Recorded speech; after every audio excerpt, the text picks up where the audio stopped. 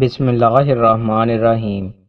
رسول اللہ صلی اللہ علیہ وآلہ وسلم نے ارشاد فرمایا، وہ انسان کامیاب ہو گیا جو مسلمان ہو گیا، ضرورت کے مطابق رزق مل گیا اور اللہ تعالیٰ نے اسے جو دیا اس پر قناعت کی توفیق بخشی۔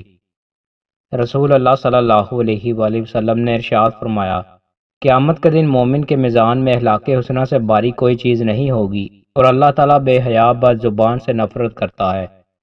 رسول اللہ صلی اللہ علیہ وآلہ وسلم نے ارشاد فرمایا، قرآن میں ایک صورت ہے جس میں 30 آیتیں ہیں، وہ اپنے پڑھنے والے کے لیے اللہ تعالیٰ سے سفارش کرے گی حتیٰ کہ اس کی مغفرت کر دی جائے گی، اور وہ سورہ تبارک اللہ ذی بیدہ الملک ہے۔ رسول اللہ صلی اللہ علیہ وآلہ وسلم نے ارشاد فرمایا، اللہ اس آدمی پر رحم فرمائے جو بیچتے، خریدتے اور تقاضا کرتے وقت نرمی اور گشادہ دلی کا مظاہرہ کرے۔ رسول اللہ صلی اللہ علیہ وآلہ وسلم نے ارشاد فرمایا، اللہ کے ذکر کے سوا زیادہ باتیں نہ کیا کرو، کیونکہ اللہ کے ذکر کے سوا زیادہ باتیں کرنا دل کی کسادت سختی کا باعث ہے، اور سخت دل شخص اللہ سے کوسوں دور ہے۔ رسول اللہ صلی اللہ علیہ وآلہ وسلم نے ارشاد فرمایا، جس نے نماز پر پابندی اختیار کی تو قیامت کے دن وہ نماز اس کے لیے نور، برہان اور نجات ہوگی۔ رسول اللہ صلی اللہ علیہ وآلہ وسلم نے ارشاد فرمایا، سب سے افضل اعمال یا عمل وقت پر نماز پڑھنا اور والدین سے حسن سلوک کرنا ہے۔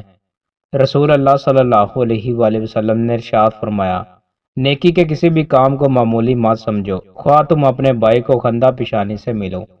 رسول اللہ صلی اللہ علیہ وآلہ وسلم نے ارشاد فرمایا، میرے پاس گزشتہ رات خواب میں 2 آدمی آئے، انہوں نے کہا جسے آپ نے دیکھا کہ اس کے جبڑے چیرے جا رہے تھے وہ بہت جھوٹ بکنے والا تھا، اس کی جھوٹی باتیں اس حد تک نقل کی جاتی کہ پوری دنیا میں پھیل جاتی تھی، قیامت تک اس کو یہی سزا ملتی رہے گی۔